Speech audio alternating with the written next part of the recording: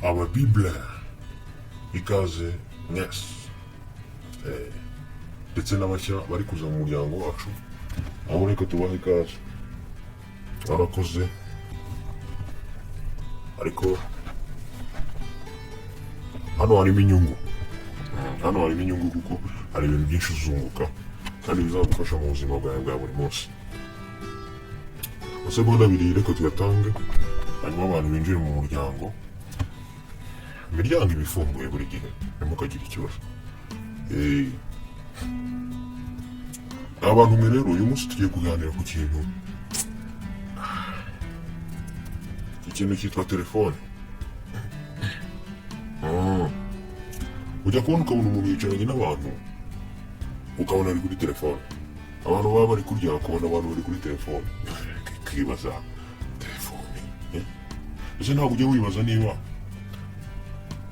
ari ikinyabupfura kuri kuganira n'abantu, kuba uri ahantu hari abantu benshi, ariko ukaba wibereye kuri telefone. Icyo nicyo tugiye kuganiraho rero. Kandi iyo bigeze, ariko n'abantu bakuru nabonye ariko bimeze. Abantu bakuru n'ibyo basigaye, ariko iyo bigeze ku rubyiruko byo biyora rwose ari akasamutwe umugani w'urubyiruko rw'iki gihe. Jya ugira ikinyabupfura rero mu gihe ukoresha telefone. Icyo nicyo tugiye kuganiraho. Mwibuke, turafata Bible tuyizane mu buzima bwacu, turebe niba hari ikintu yadufasha ku bijyanye n'iyo ngingo. Reka Bibiliya ni ikintu kinini. Narabibabwiye, Bibiliya ni ikintu kinini. Kandi wabonye umuntu ubaho ahuje n'uko Bibiliya ivuga, ntekereza ko abantu twese turamukunda kubera ukuntu nyine aba ameze. Reka rero turebe niba hari ikintu yadufasha ku bijyanye no kugira ikinyabupfura mu gihe dukoresha telefone zacu nk'aba Bible. Ugomba gukoresha telefone nk'umu Bible, bana kuyikoresha mu kavuyo. Reka twiganire. Reka tuvuge ko urimo uraganira n'inshuti yawe, maze ugiye kubona ubutumwa bwo kuri telefone bukugezeho, akamesaje karasa. Urabigenza ute? Hari abahita bakora gutya, hari abahita basoma ubutumwa ari nako bavugana n'inshuti yawe.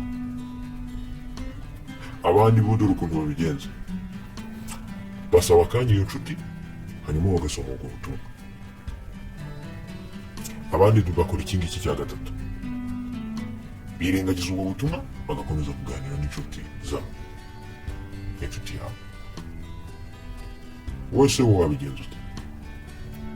Wabusoma ari nako uvugana n'inshuti yawe, wayisaba akanya ukabusoma, cyangwa wabureka ugakomeza ukiganira n'inshuti yawe ukaza kubikora nyuma?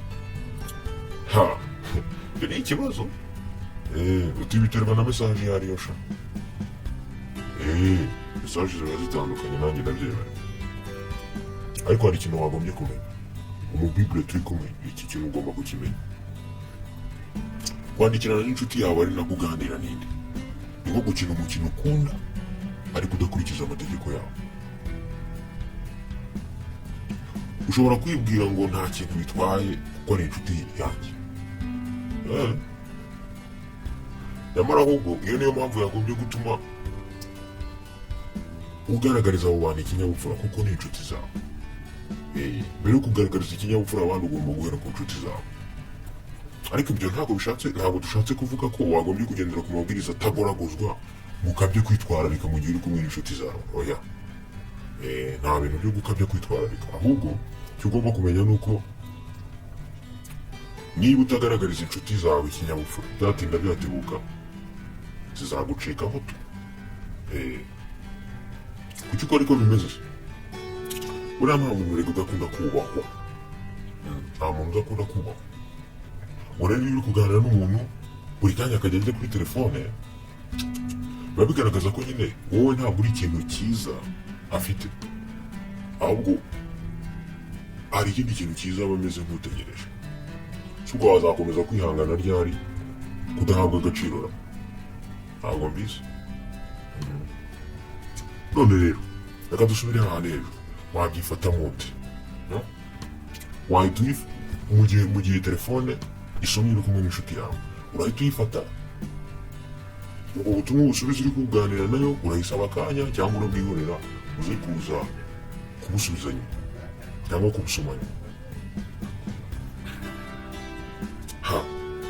Noneho rero zirikana ko ibyo byose biterwa n'ukuntu twakuze. Ibyo byose uzabifataho umwanzuro bitewe n'ukuntu wakuze n'uko umeze nyine. Uko bigaragara hari igihe kumenya icyo wakora hano biba bitoroshye, kubera ko hari igihe biterwa n'ubutumwa bwariko, ariko buriya Bibiliya ishobora kubigufasha. Ababibule murabizi hamwe n'Bibiliya gusa, ariko ntitubigire ibintu biri spirituel cyane, ahubwo tukarushaho nyine kubiganiraho nk'abantu b'abajene, tukareba amahame arimo yadufasha nk'uko yafashije abandi. Muri uko igice cya 6:31 uyu murongo ujye uzirikanamo mu gihe telefone yawe isona uri kumwe n'abantu. Uravuga ngo Luka igice cya 6:31, ibyo mushaka ko abantu babagirira muba ari byo namwe mubagirira.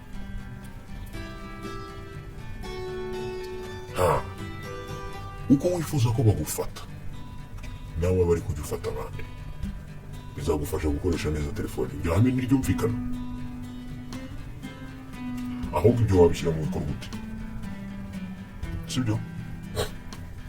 Bibiliya reka nta kintu itazaba. Dore uburyo bwa mbere wabishyira mu bikorwa. Umubwiriza igice cya 3:1 ukuntu bavuga, aravuga ngo ikintu cyose gifite igihe cyagenewe. Ubu rero jya wandikirana n'abandi mu gihe gikwiriye. Buriya ntiwabonye se ko hari igihe ugira gutya akamesaje kagasona nijoro mu gicuku, habyuka cyangwa wasoma ugasanga ni ubutumwa buri aho ngaho nyine. Ubwo nubwo ugisinziriye, ntabwo uba ugisinziriye, ugasanga ni ibintu biri aho bidafatika n'ukuri. Nawe rero ibaza uti, ese njya nandikira abantu ubutumwa kandi wenda barimo baruhuka? Jya wandika ibintu bifatika kandi wandikira abantu mu gihe cya nyacyo, kugira ngo utazamera nk'abantu babyuka bagasanga ubutumwa ntibufatika ugahita bubabuza no gusinzira. Umuntu akagira ijoro ribi cyane. Iryo ni ihame rya mbere turikuye muri Bible. Ababibule rwose hano Bibiliya idukorera umuti. Reka turebe ikintu cya kabiri wakora kugira ngo ukoreshe telefone neza. Abakorosayi igice cya 4:6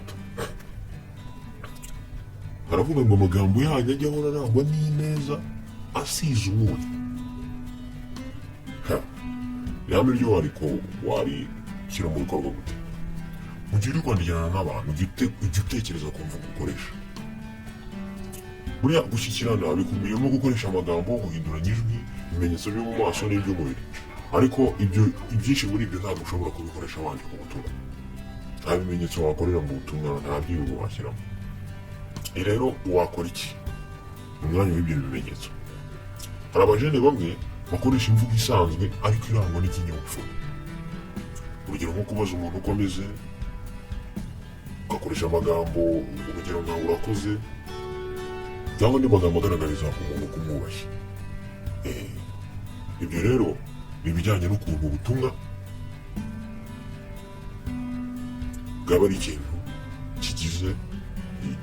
gifite ikintu kimaze gishobora kumarira abo wandikirana nabo. Irangwa n'ubushishozi.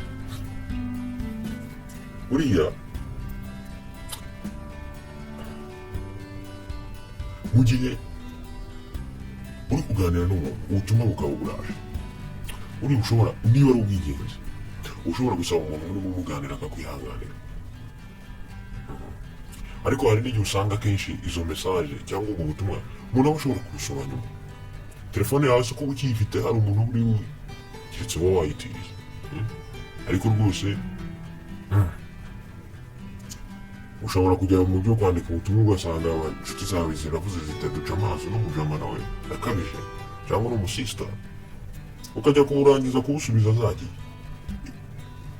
Byiza rero basabe, niba ari na mesaje y'ingenzi basabe basabe ubone ko wabubashye.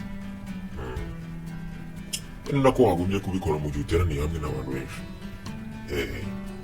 Kwandikira ubutumwa ahantu nk'aho hari igihe bitagaragara neza nyine. Ushobora kubwira abo muri kumwe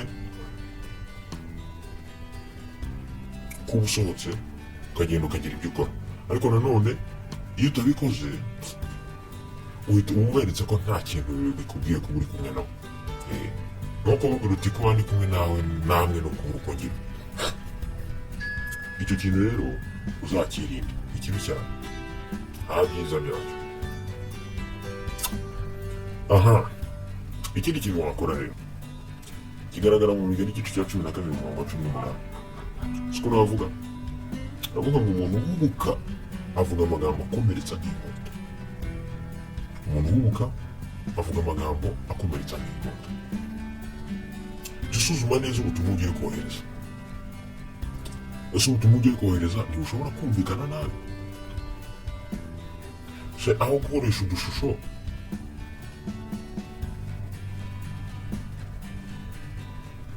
n'amagambo, nta bundi buryo nakoresha ku buryo amagambo yanjye abasha kumvikana neza? Buriya hari abantu batera urwenya mu butumwa bandikirana n'abandi. Mu gihe ushaka gutera urwenya rero ushobora gukoresha wenda agashusho kabigaragaza. Erega hari igihe abantu tubabara bitewe n'uko twaremereje amagambo wenda kandi wenda yari yoroheje. Aho kugira ngo rero ayo magambo tuvuga tutatekereje akomeretsa abantu nk'inkota, byaba byiza tugiye dutekereza ku magambo turi kwandikirana mu butumwa. Ubwo ni uburyo butandukanye ushobora kwitoza gukoresha neza telefone, waba wandika waba nawe wakira ibyo bakwandikiye. None ikibazo ni iki? Uri umuntu ugaragaza ikinyabupfura, hano kugaragaza umuco w'urukundo, waba wandikira abantu cyangwa wandikira mesaje wowe bakwandikiye cyangwa se ubutumwa bugufi. Bakuri n'abambira igice cya 13 umurongo wa 4 n'uwa 5 hari amagambo meza akomeye ahari. Aravuga ngo urukundo rurihangana kandi rukagira neza, urukundo ntirugira ishyari, ntirwirarira, ntirwiyemera, ntirwitwara mu buryo buteye isoni, ntirushaka inyungu zarwo, ntirwivumbura. Ibintu nk'ibyo urukundo rukora ujye ubisuzuma neza urebe niba hari ikintu ukeneye kwituzamo. Ibyo bizagufasha gukoresha neza telefone, waba uri kwandikirana n'abandi cyangwa se nabo ubwabo bari kukwandikira. Uko ubyakira uri kumwe n'abantu bikarushaho kuba ari ibintu byiza. Mwibuka amahame twasuzumye umubwiriza igice cya 3 umurongo wa 1, ikintu cyose gifite igihe cyagenewe. Abakolosayi 4:6 amagambo yawe agomba guhora arangwa n'ineza kandi asize umuntu. Imigani 12:18 umuntu uhubuka avuga amagambo akomeretsa nk'inkota. Ayo mahame nibagenderaho bizagufasha. Hari abantu benshi bakunda gukoresha amagambo y'urukozasoni bandika ubutumwa. Umuntu akavuga ati wapi wandika ibi nuko yavuga yaturutse mu kanwa. Ariko ujya witonda ntugakoresha amagambo nk'ayo waba uyandika cyangwa uri kuyavuga. Ibyo ni bibi cyane. Nanone abonye ko iyo umuntu ari kure y'umuntu, iyo muri kwandikirana n'umuntu, hari igihe umuntu yerekora agakoresha amagambo nubwo yaba yakomeretsa abantu. Amagambo udashobora kubwira umuntu ntukanayamwandikire. Bizatuma ukoresha neza telefone yawe, bizatuma ukoresha neza telefone yawe bakwandikira cyangwa se nawe wakira ubutumwa uvuye ku bandi. Ngaho rero ni uko wagira ikinyabupfura mu gihe ukoresha telefone. Bibiliya iradufasha. Ubwo rero niba ibi bintu nubikora ukabona biragukoreye, uzaze hano hasi wandike ngo biragukoreye, n'abandi dukomeze tubikorere kandi ukuri bizadufasha. Uyu muryango mugari w'Ababibule ni ukuri nimureke dushayininge ariko dukoresheje icyanditswe, turabagiranishijwe n'ibyanditswe. Sibyo? Ibyo bizadufasha gukomeza kwiberaho ubuzima bwacu kandi bwuzuye. So keep being blessed. This is Shine with Scripture.